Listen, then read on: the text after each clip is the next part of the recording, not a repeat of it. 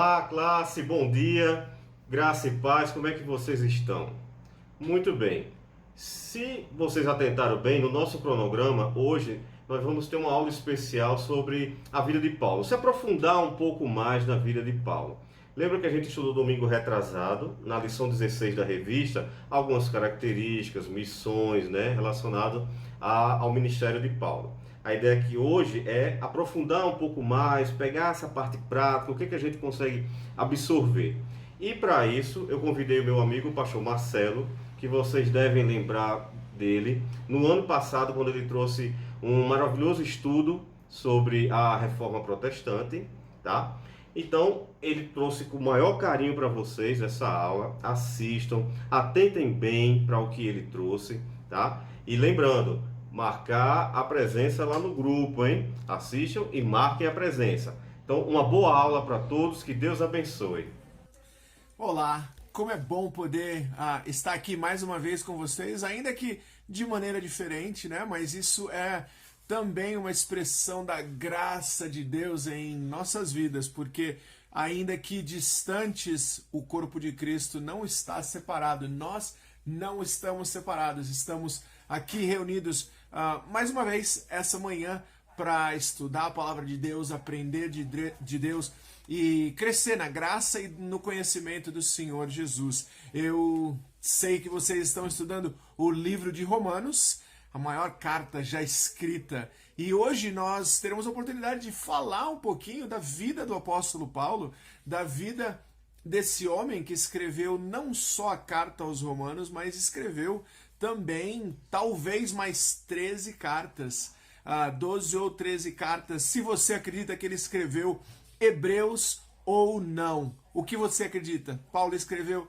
Hebreus ou não escreveu Hebreus? Tá? Então é um homem que escreveu 13 ou 14 cartas no Novo Testamento, um homem que foi usado por Deus. E hoje a gente faz um pequeno intervalo na carta aos Romanos, uma carta que explica o Evangelho nos mínimos detalhes, e hoje a gente vai olhar um pouquinho na vida dele. Eu orarei por nós, peço que os irmãos se juntem também a mim em oração, e aí então nós começaremos o nosso estudo. Amém? Oremos.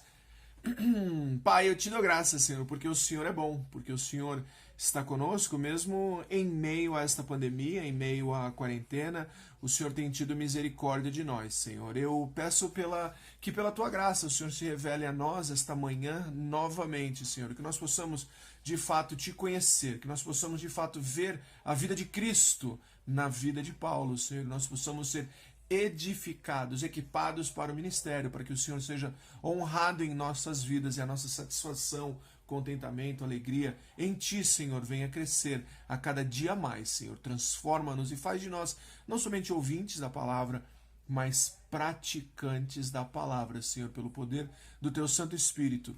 É assim que nós oramos agradecidos no nome santo de Jesus. Amém. Amém. Pessoal, hoje é um pouquinho diferente, não é um sermão necessariamente, é um estudo. Eu gostaria de poder interagir com vocês, ouvir as suas perguntas durante o nosso estudo, mas eu vou usar alguns textos diferentes e aí então extrair algumas verdades sobre a vida de Paulo desses textos. Lembrando que quando é um sermão nós tiramos o ponto principal daquela passagem, aquilo que Deus teve a intenção, o autor teve a intenção de comunicar, e aí então nós extraímos aquilo e comunicamos à congregação. Quando fazemos um estudo como o de hoje, às vezes não é a verdade que extraímos, apesar de ser verdade, não é o ponto principal daquele trecho das Escrituras, mas é uma informação que é contida ali. Nós faremos um estudo biográfico hoje. Então existem várias passagens que mencionam o apóstolo Paulo que, obviamente, não são sobre o apóstolo Paulo em última instância, mas sim são sobre Cristo.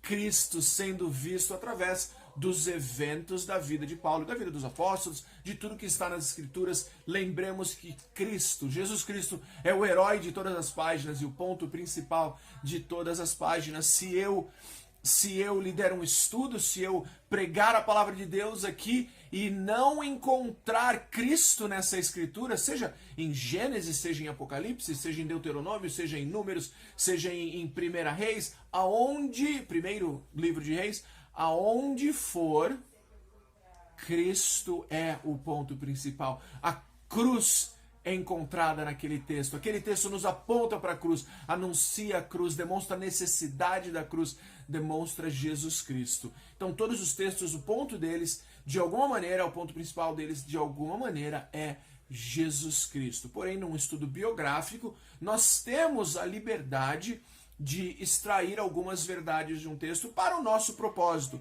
para entender, no propósito de hoje, como a vida de Cristo é demonstrada na vida de Paulo, para entender o que Cristo fez através de Paulo e para também sermos edificados pela obra de Cristo na vida deste homem. Temos que conhecê-lo um pouquinho melhor.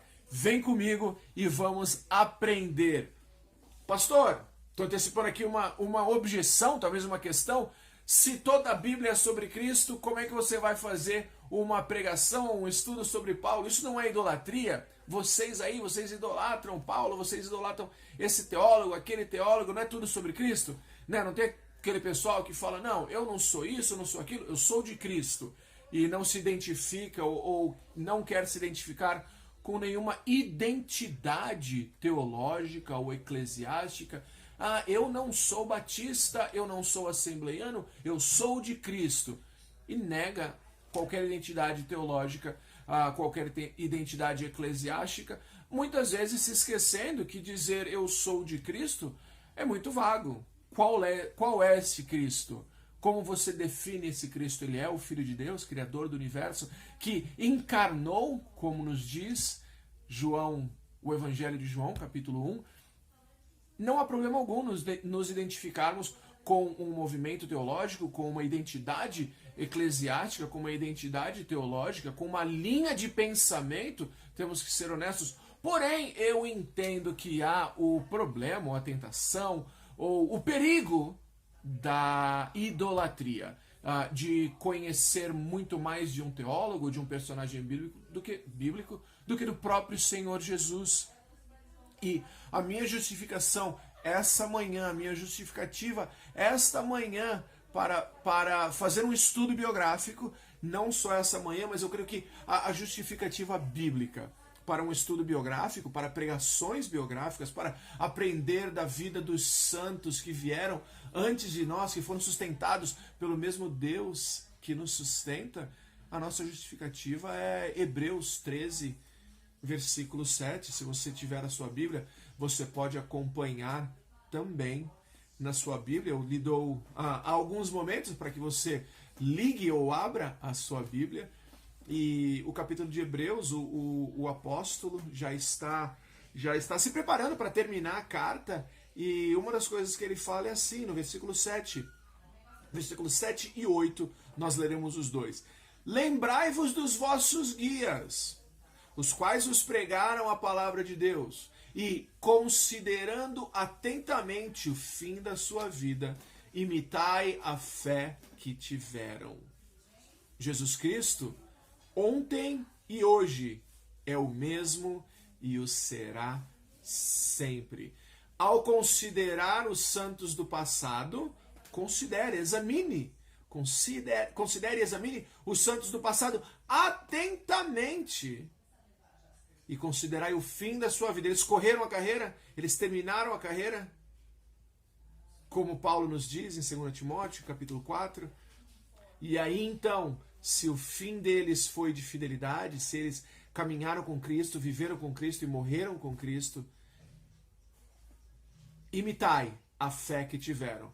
Ora, se não estudamos as vidas deles, se não consideramos atentamente, como podemos imitar a vida deles se nós não conhecemos a vida deles? Não é uma questão de idolatria, é uma questão de uma recomendação bíblica para aprendermos da obra de Deus na vida dos nossos irmãos que já se foram, dos nossos irmãos que nos pregaram a palavra no passado, que nos ensinaram, que nos discipularam.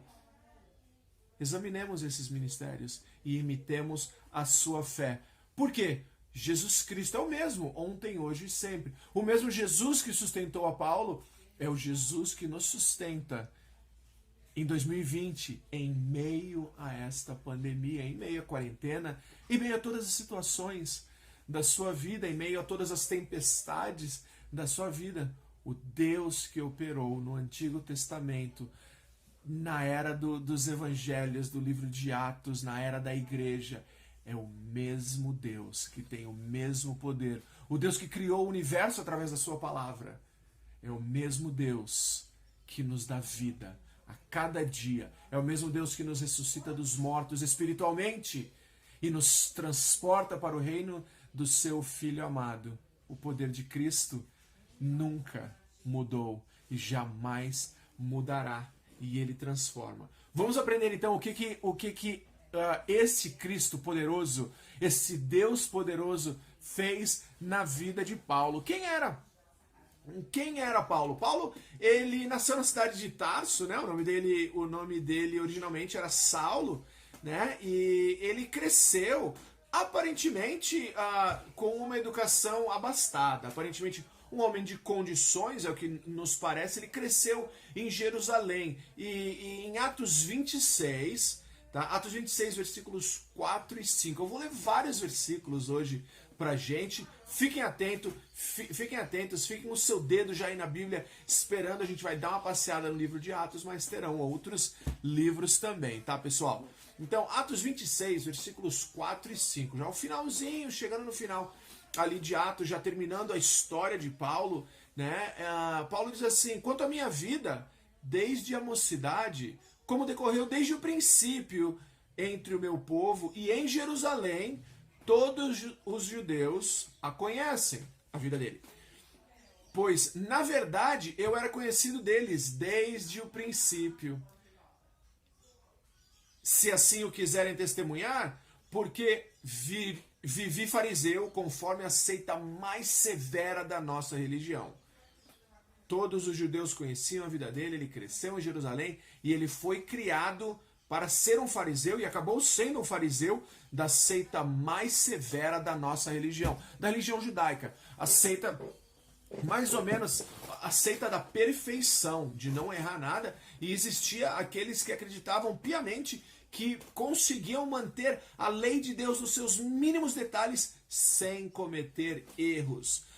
Entre outras razões, pelo fato de que eles criavam várias leis para proteger as leis, para que não ficassem nem perto, não chegassem nem perto de violar essas leis. E Paulo acreditava piamente, pelo seu zelo, pelo seu amor à palavra de Deus, ainda que algo distorcido, a gente vai ver depois, ele teve esse entendimento ao encontrar a Cristo, mas ele era um homem que acreditava piamente estar seguindo a Deus, ainda que não o conhecesse, seguia a letra morta. Ele mesmo vai falar disso no livro de Gálatas, por exemplo. E ele diz isso, a seita mais severa da nossa religião. Em Atos 22, logo no comecinho ali, se você tiver aí com a sua Bíblia, umas páginas para trás, em Atos 22, ele diz assim: eu sou judeu, nasci em Tarso, da Cilícia, mas criei-me nessa cidade, Jerusalém. E aqui fui instruído aos pés de Gamaliel, segundo a exatidão da lei de nossos antepassados. Olha a tradição vindo aí, não abandonaram a tradição, Gamaliel o ensinou, a gente vai falar quem é Gamaliel. Segundo a exatidão da lei de nossos antepassados, sendo zeloso para com Deus, assim como todos vós o sois no dia de hoje. Atos dos Apóstolos, capítulo 5. A gente vai ver lá, enquanto você vai lá, Paulo estudou com Gamaliel, que era basicamente a melhor escola teológica. A gente vai ver aqui que ele tinha o ouvido de todos. Naquele tempo, as pessoas seguiam os seus mestres, como os discípulos de Jesus fizeram com ele.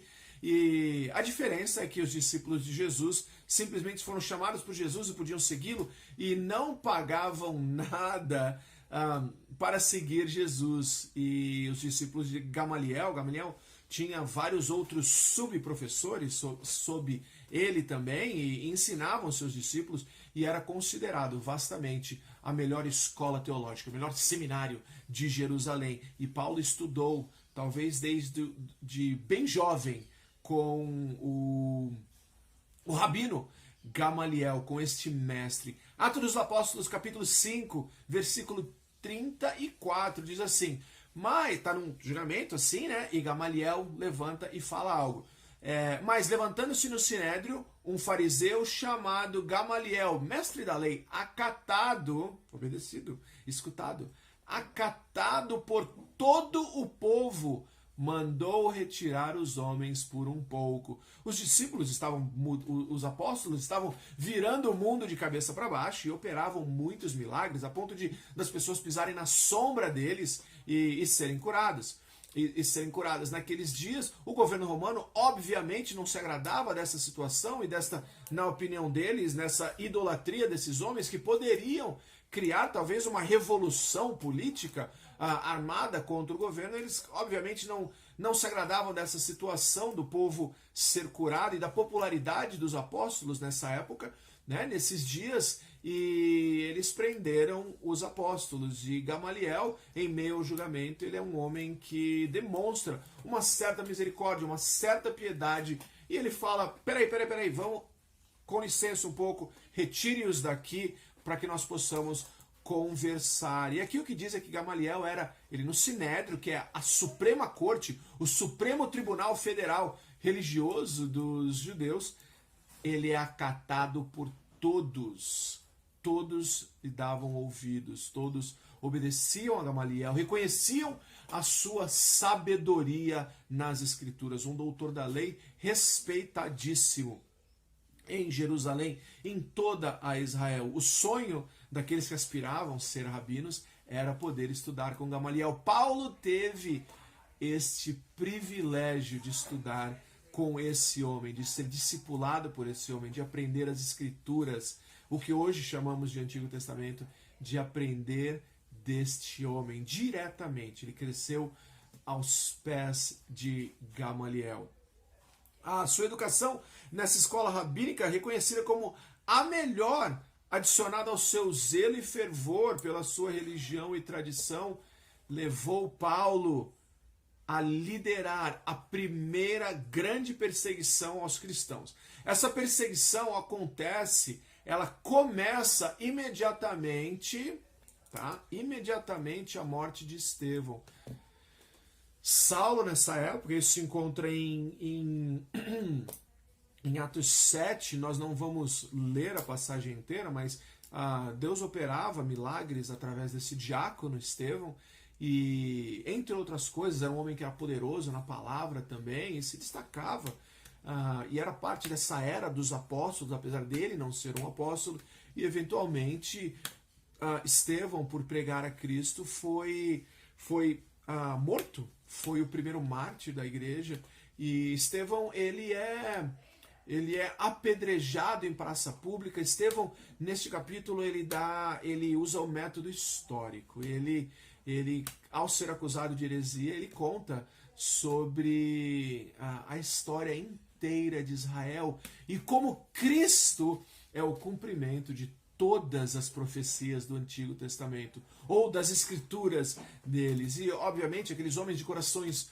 duros, de coração duro, não se agradaram da interpretação da teologia bíblica de Estevão e o apedrejaram em público. E as escrituras nos contam que o apóstolo, aquele que viria a ser um apóstolo, Paulo, naquela época Saulo, ficou ali assistindo aquele apedrejamento, aquele linchamento, e ele segurava os casacos, os mantos dos homens, para que eles pudessem apedrejar a Estevão. É importante ver que Estevão usou esse método de ensino para argumentar contra, para se defender contra as acusações de heresia. Ele usou esse método histórico, e Paulo, ele conta a história inteira, né, do Antigo Testamento, e Paulo, no decorrer do seu ministério, usa também, quando acusado, usa o mesmo método.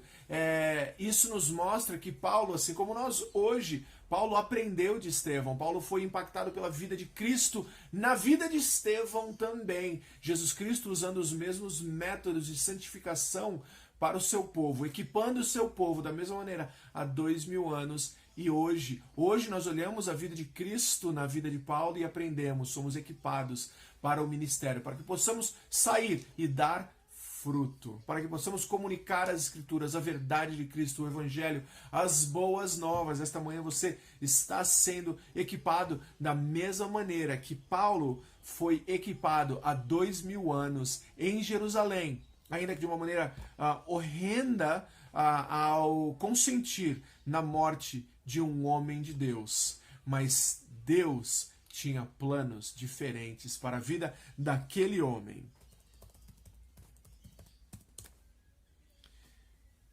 O próprio Paulo, ele saiu dali e essa perseguição aumentou e ele foi o líder dessa perseguição, mas depois ele mesmo reflete no caminhar dele pré-Cristo, no caminhar dele antes de Cristo, ele reflete no livro de Gálatas, capítulo 1, versículo 13, sobre a perseguição dele, ele diz assim: porque ouvistes qual foi o meu proceder outrora no judaísmo, como sobremaneira perseguia eu a igreja de Deus e a devastava. Paulo usa a expressão que ele devastava a igreja de Deus e perseguia a igreja de Deus. E o livro de Atos nos dá uma descrição, uma narrativa de como ele fazia. Fazia isso. Atos capítulo 8 nos diz assim, 8 versículos 1 e 3, tá bom? 8 versículos 1 e 3 diz assim. Achou aí? Então tá bom, vamos lá. E Saulo consentia na sua morte de Estevão. Naquele dia levantou-se grande perseguição contra a igreja em Jerusalém. E todos, exceto os apóstolos, foram dispersos pelas regiões da Judéia e Samaria. Versículo 3. Saulo, porém, assolava a igreja, entrando pelas casas e arrastando homens e mulheres, e encerrava-os no cárcere.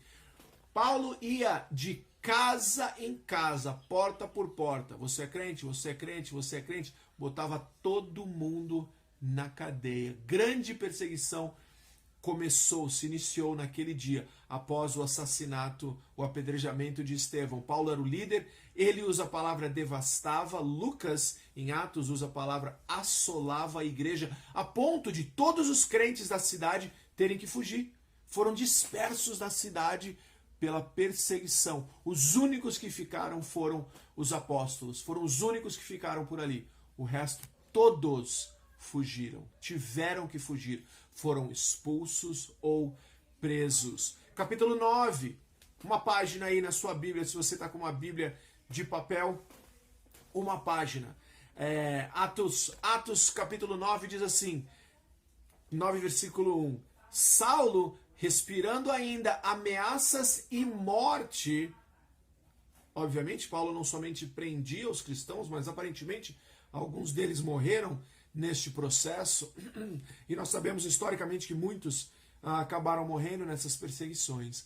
Saulo, respirando ainda ameaças e morte contra os discípulos do Senhor, dirigiu-se ao sumo sacerdote, versículo 2, e lhe pediu cartas para as sinagogas de Damasco, a fim de que, caso achasse alguns que eram do caminho, assim homens como mulheres, os levasse presos para Jerusalém. A perseguição está saindo, percebeu? Está saindo de Jerusalém, agora Paulo está indo na região inteira e está querendo prender todo mundo, pediu carta para os líderes das regiões, nesse caso Damasco, para que ele pudesse não ir somente de casa em casa em Jerusalém, aparentemente Jerusalém já estava limpo de crente. Ele queria ir a todos os lugares e pediu autorização. E prendia todas as pessoas. Esse é o começo do capítulo 9. E se você continua lendo o capítulo 9, você vê que Paulo, a caminho na sua perseguição, para prender e aparentemente disposto a matar cristãos, expirando morte contra os cristãos. Jesus Cristo, com seus diferentes planos, o encontra no meio do caminho e pergunta: Saulo, Saulo, por que é que você me persegue? Paulo perseguia os cristãos. Jesus Cristo, o caminho, diz: se você persegue os meus, você me persegue. Paulo, por que me persegues? E Paulo tem uma aparição ali do próprio Jesus Cristo encarnado em toda a sua glória. Paulo pergunta se é o Senhor que fala com ele, e naquele momento o Senhor Jesus lhe dá vida, lhe dá um novo coração, um coração que é capaz de ver a beleza da santidade de Deus na face de Jesus Cristo. E Paulo, até aquele momento, um perseguidor, ele se levanta dali um seguidor. De perseguidor a seguidor em um encontro com Jesus Cristo. E Paulo se levanta dali um novo homem, um homem com vida espiritual. Assim como ele mesmo, terremoto, assim como ele mesmo diz, por exemplo, em Efésios 2, onde ele fala que Deus, sendo rico em misericórdia, nos deu vida, estando nós mortos em delitos e pecados. Deus, em sua misericórdia, deu vida ao apóstolo Paulo nesse encontro que transformou a vida dele. E depois nós vemos um homem que por décadas, em torno de 30, um pouquinho mais de 30 anos, dedicou a sua vida a sofrer por Cristo. Paulo foi chamado a fazer muitas coisas, dentre elas escrever a grande parte do Novo Testamento, instruir o povo de Cristo. Paulo foi chamado a pregar aos bárbaros, aos gentios, assim, nas suas 3 viagens missionárias. Paulo foi, em várias viagens missionárias, ele pregou o evangelho aos gentios. Quando ele chegava nessas cidades, ele pregava o evangelho aos judeus primeiramente, ia nas sinagogas e pregava o evangelho a eles, anunciava a Cristo. Aonde ele encontrava os judeus, ele pregava para eles também. Paulo também foi chamado, outro propósito do chamado de Paulo foi que ele foi chamado a pregar aos líderes, aos reis, aos imperadores, e ele, para fazer isso, teve que ser preso, para pregar ao imperador, ao rei. E ele o fez com fidelidade. Paulo, eventualmente, ficou sabendo, através de uma profecia, que ele morreria se ele voltasse a Jerusalém. E ele entendia que esse era o seu chamado e ele voltaria. Eventualmente, Paulo foi preso, e foi preso mais de uma vez, e acabou de fato vindo a dar a sua vida pelo Evangelho. Uma vida fiel, uma vida que correu a carreira, terminou a carreira e guardou a fé. E a coroa da justiça lhe está reservada.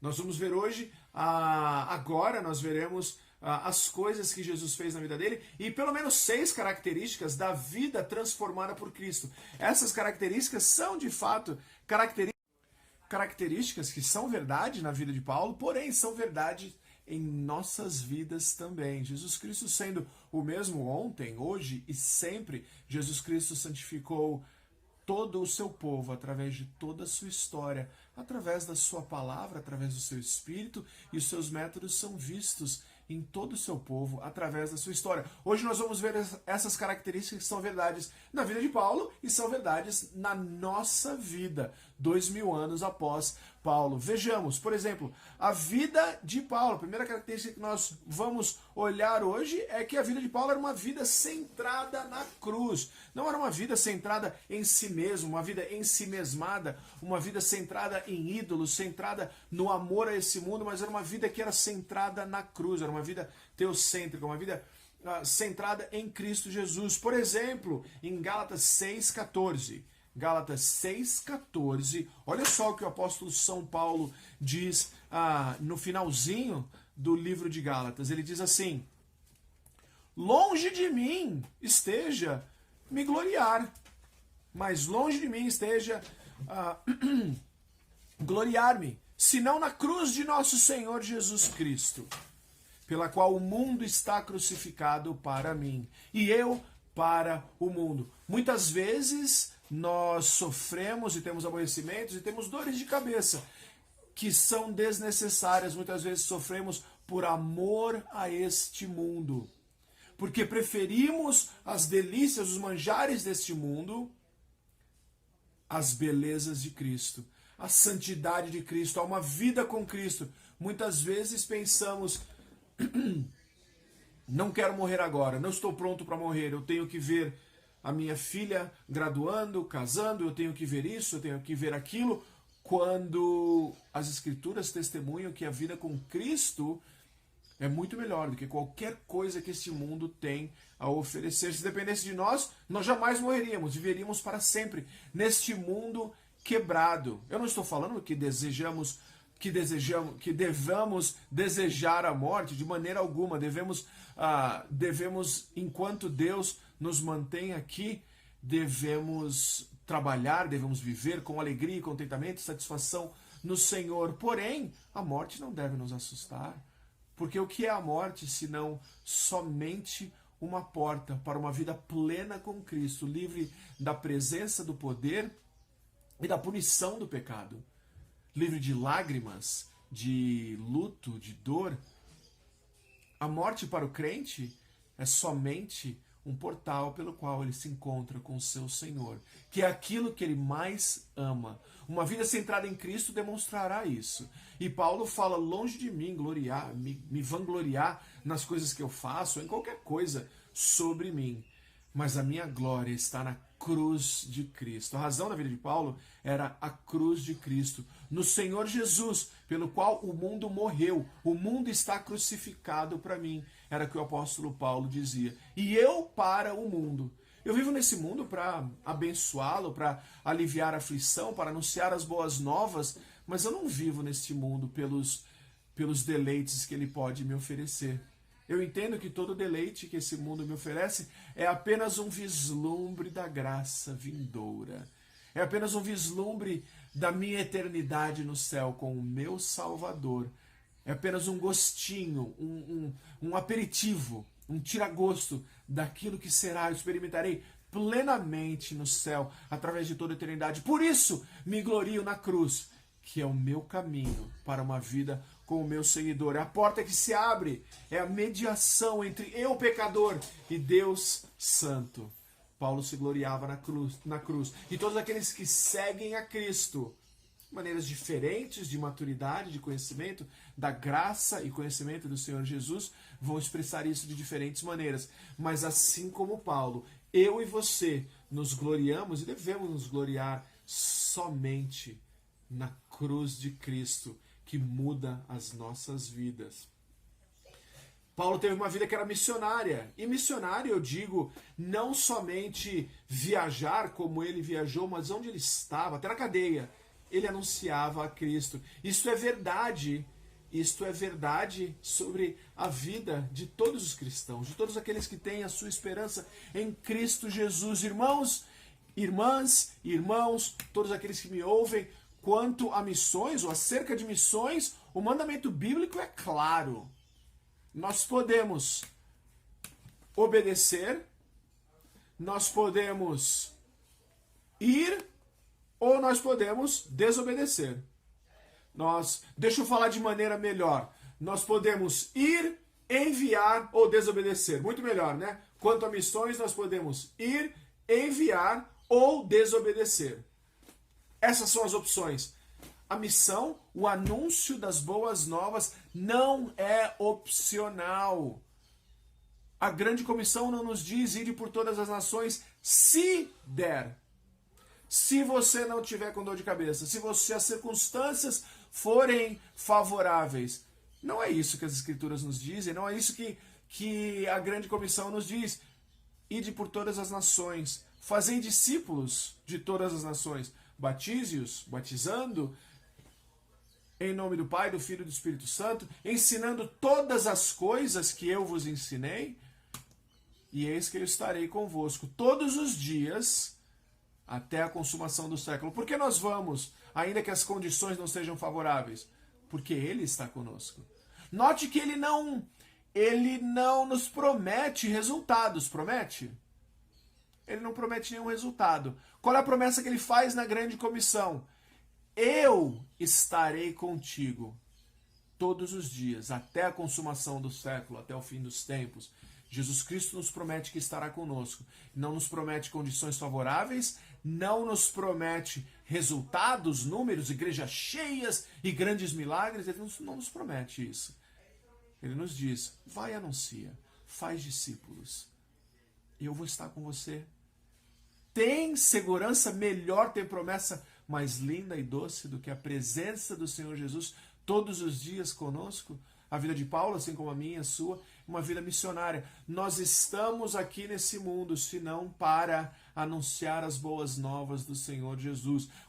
Também com um caminhar que condiga com aquilo que falamos. Nossa vida não é o Evangelho.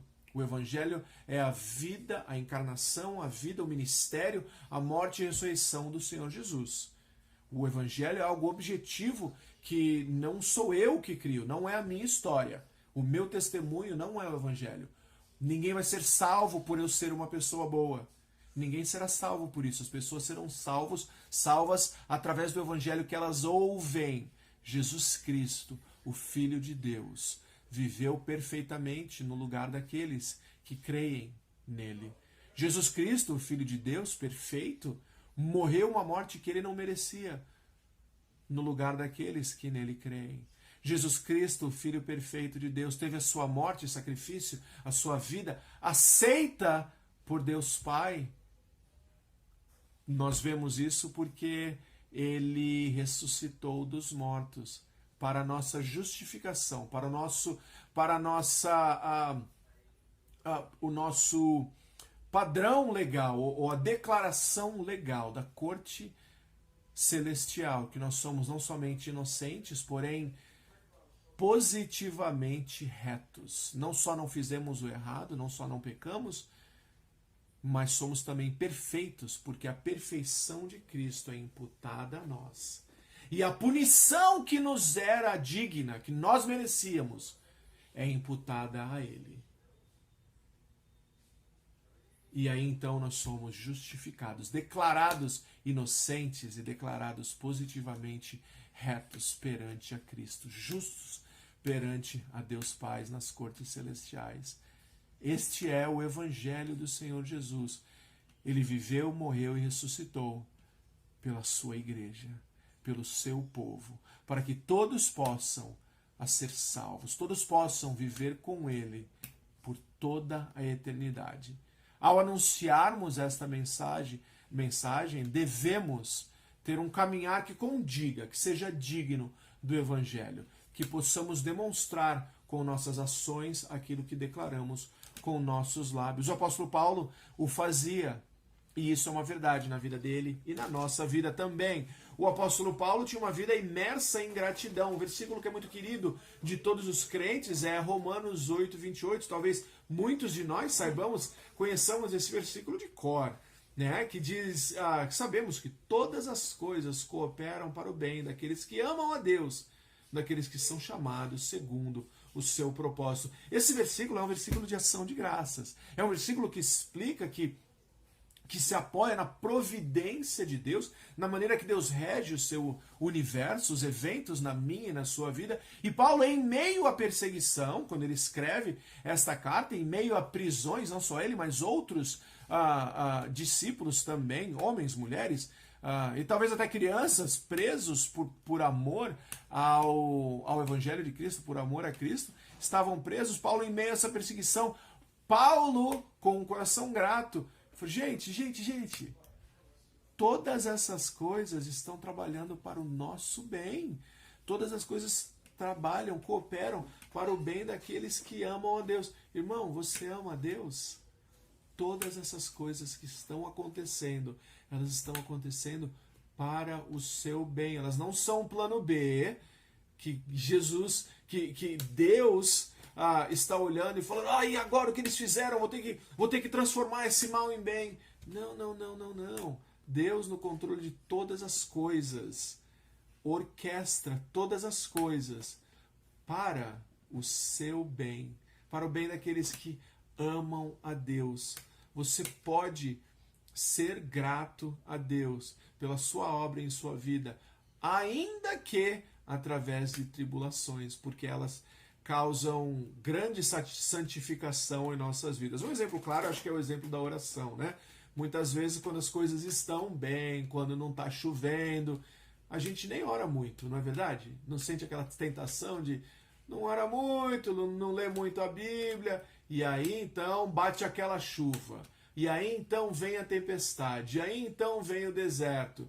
E aí, no perigo, na hora que a gente está afundando, quando a gente está caminhando pelas águas, está tudo bom. Quando a gente está afundando, Jesus me socorre que eu vou perecer. E aí, de repente, a gente ora mais. Acontece, é uma verdade na vida também de todo santo que ainda é pecador, não é verdade? A gente sente essas tentações e passa por elas, mas a gratidão é presente em nossas vidas. Seja grato, assim como Paulo foi, assim como você é. Seja grato por todas as circunstâncias nas suas vidas, sabendo que Ele opera todas essas coisas para o seu bem. Vamos continuando aqui, não só é uma vida centrada na cruz, uma vida missionária, uma vida imersa em gratidão pela providência, entre outras razões, pela providência de Deus em nossas vidas, é uma vida de alegria em oração, desfrutando da paz de Deus. Mais uma vez, uma vida de alegria em oração, desfrutando da paz de Deus. O crente não deve orar por obrigação, não deve orar porque, eu não queria orar agora, mas tá bom, vou orar porque a Bíblia manda. Deus, essa não é a vida do crente. Ainda que aconteça, eu creio que aconteça, porque nós ainda lutamos contra o pecado e muitas vezes oramos por obediência, sim. Eu nunca ouvi um testemunho de alguém falar, puxa, eu comecei a orar por obediência, foi tão ruim. Eu orei, foi tão chato orar, eu detestei aqueles momentos de oração que eu passei. Eu nunca ouvi esse testemunho. Ainda, não é verdade? Você já não teve essa experiência de que você começa a orar meio assim, ou às vezes você está numa reunião de oração, você só não vai embora porque pega mal, mas você acaba ficando lá, mas você não está afim de ficar ali, não quer ficar ali. E aí então, você ora com seus irmãos oram por você, você tem a oportunidade de orar pelos outros e orar com os outros, daqui a pouco alguém entoa um hino lindo de adoração e a sua alma começa a ser aquecida, a sua alma começa a ser encorajada. Você já não teve essa experiência? Eu certamente já tive, já fui a diversas reuniões de orações as quais eu não queria estar ali. O pecado em mim estava querendo ir para casa e dormir, e preocupado com os boletos, sei lá, tantas preocupações desse mundo que lutam pelas afeições do meu coração e tentam tirar Cristo desse trono do meu coração. Mas ao orar, ao comungar com os meus irmãos, comungar com o meu Deus, com o meu Salvador, meu coração se transforma e é alegrado em oração. Olha só o que diz Filipenses 4, versículos 4 a 7. Olha só, vai lá, Filipenses 4, versículos 4 a 7, nós podemos ver a alegria em oração, desfrutando a paz de Deus. A alegria em oração culmina, ou tem como sua conclusão, ou resultado, ou consequência, desfrutar a paz de Deus, de acordo com esses versículos. Olha só, versículo 4. Alegrai-vos sempre no Senhor. Outra vez digo, alegrai-vos. Seja a vossa moderação conhecida de todos os homens. Perto está o Senhor. Não andeis ansiosos de coisa alguma. Em tudo, porém, sejam conhecidas diante de Deus as vossas petições, vossos pedidos, pela oração e pela súplica, com ações de graças. Olha o versículo 7. E aí então, fazendo isso, a paz de Deus, que excede todo o entendimento, guardará o vosso coração e a vossa mente em Cristo Jesus. Esse experimentar da paz de Deus não tem preço. Ele guarda a nossa mente e coração em Cristo Jesus. Uma vida que é imersa em oração, uma vida que é alegre em oração. Paulo, no começo desse livro, fala, puxa, eu sempre oro por vocês com alegria. Com alegria eu oro por vocês. E aí, então, a consequência é a paz de Deus, que excede todo o entendimento e guarda nossas mentes e corações em Cristo Jesus. Vamos lá, então, a última característica que nós olharemos, a quinta característica é que é uma vida de avanço e não de retrocesso. É uma vida que não anda para trás. Mas de que maneira? Você não tem prejuízos financeiros? Você não tem um problema aqui ou ali? Não, não é isso. É uma vida que não se preocupa com aquilo que passou, seja bom ou ruim. Aquilo que está para trás, a vida do cristão olha para frente. A vida do cristão é como uma corrida que nós olhamos para o ponto de chegada, que é Cristo Jesus. Ele é o prêmio. Se ontem tivemos sucesso em grandes coisas, se anteontem, mês passado, há 10 anos tivemos um grande ministério, já passou. Isso representa o passado, a operação de Deus no passado. A nossa preocupação é o futuro. Muitos de nós ainda vivemos imersos, vivemos culpados, vivemos aleijados pelo pecado que cometemos no passado. Pecado que já foi confessado e perdoado por Cristo Jesus. Ai, pastor, eu não sei direito se Cristo me perdoou de verdade. Irmão e irmã, isto pode parecer, e isso é uma palavra séria, é uma palavra pesada com o amor de Cristo. Meu irmão, minha irmã, você crer que ainda não foi perdoado, mesmo tendo confessado o seu pecado, mesmo tendo se arrependido do seu pecado, mas crer que o seu pecado foi muito grande e você não ter certeza, é uma expressão de falta de fé. É uma desonra a Cristo. Eu explico. A razão pela qual eu sei que eu fui perdoado, a razão pela qual você sabe que foi perdoado, não é nada em mim, nada que eu possa fazer, ou pela minha bondade, pelas minhas obras.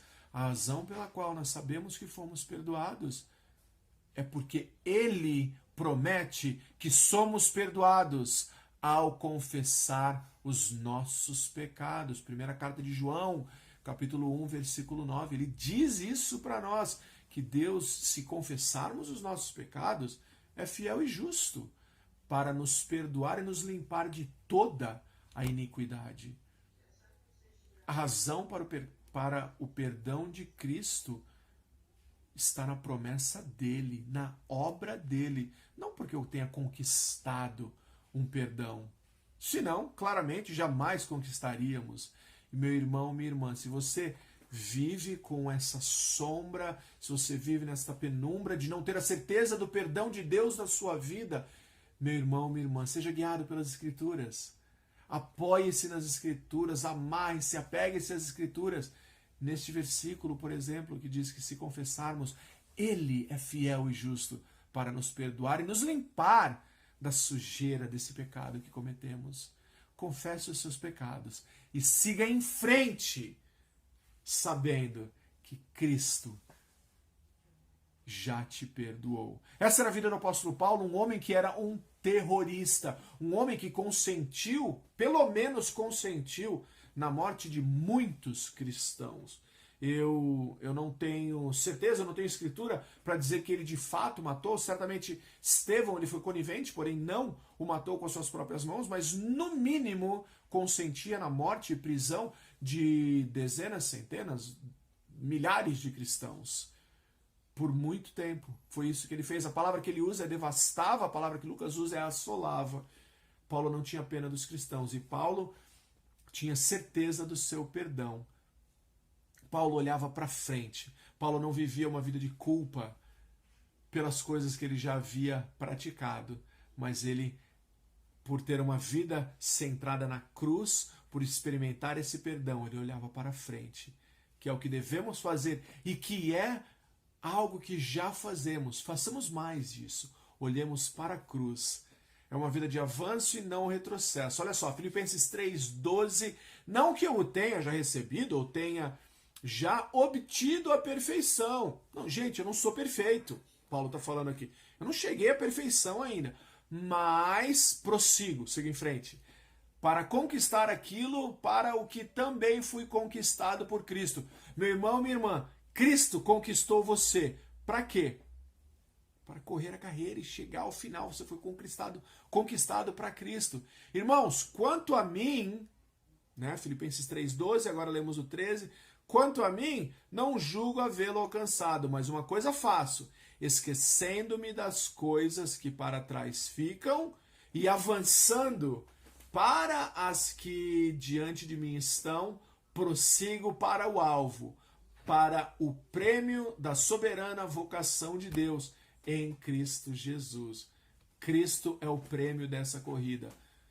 Eu e você devemos correr em frente, não ficar paralisados por um passado de pecado, por um passado de pecado nosso, ou pecado que tenham cometido contra nós. E a sexta característica da vida de Paulo, da vida de Cristo na vida de Paulo, é o estudo e obediência às Escrituras. Irmãos, o Espírito de Deus guia o povo de Deus através da palavra de Deus. Foi sempre assim e será sempre assim. O Espírito de Deus guia o povo de Deus através da palavra de Deus. O Espírito de Deus santifica o povo de Deus através da palavra de Deus. Não existe vida espiritual saudável sem o estudo das Escrituras. Muita gente, Satanás conseguiu infiltrar essa mentira na igreja. O pai da mentira convenceu muitos em nossos meios de que estudar a Bíblia é chato, de que conhecer as Escrituras é coisa para gente que não tem o que fazer, que fica querendo demonstrar conhecimento, de que conhecer as Escrituras é arrogância. Isso é uma mentira. Isso é uma mentira. Salmo 1 diz que a descrição do abençoado, daquele que é abençoado por Deus, é aquele que medita nas Escrituras de dia e de noite, sem parar. Entre outras escrituras que nos encorajam a examinar as Escrituras, a conhecer as Escrituras. Salmo 119, por exemplo, o maior capítulo das Escrituras, é dedicado inteiramente à beleza das Escrituras, ao fato de que Deus opera através das Escrituras. Como eu falei anteriormente, você abre a Bíblia, Deus abre a boca e fala aos nossos corações. Irmãos, uma aversão à verdade bíblica, uma aversão à teologia, uma aversão ao conhecimento bíblico não é sinônimo ou sinal de piedade. Pelo contrário, as Escrituras nos exortam a conhecer as Escrituras nos dão o exemplo dos bereanos, por exemplo, que eram nobres e examinavam as Escrituras. A vida do apóstolo Paulo era uma vida que era imersa nas Escrituras, era uma vida que conhecia as Escrituras, era dedicada ao estudo das Escrituras. Ele se apresentou como obreiro, como servo, que não tinha do que se envergonhar, mas poderia manejar bem a palavra da verdade. Que essa seja uma realidade nas nossas vidas, porque temos o mesmo Deus que operou na vida de Paulo todas estas maravilhas. Que isso seja verdade na sua vida e que hoje você saia daqui mais equipado, preparado, consciente, fortalecido do que você entrou. Que essa palavra venha a trazer frutos na sua vida para que você possa conhecer e crescer na graça e no conhecimento do Senhor Jesus e aqueles que estão ao seu redor possam também vir conhecê-lo de melhor maneira através da vida dele, na sua vida. Amo vocês, saudade de vocês. Assim que essa quarentena se findar, nós devemos adorar juntos. Farei uma visita a todos vocês. Fiquem com Deus, que a paz de Cristo seja com todos vocês, hoje e sempre. Deus os abençoe. Pessoal, graças a Deus pela vida do pastor Marcelo, que nos trouxe uma excelente aula, uma excelente explanação de coisas relacionadas ao ministério de Paulo, e não só de Paulo, mas o quanto isso também reflete para nós, né? E que possamos realmente ser esses ministros de Deus em prol de espalhar esse evangelho. Então, graças a Deus pela aula que tivemos. E para fechar, eu estou deixando uma indicação de filme, o Paulo Apóstolo de Cristo, não sei se vocês conhecem, e é uma opção para que possam assistir nessa quarentena em família. Vou deixar na descrição da aula um link para esse filme que eu encontrei no YouTube, no Facebook, desculpe, mas vocês fiquem à vontade para assistir em qualquer outra plataforma. Então, que Deus abençoe e um ótimo domingo para todos.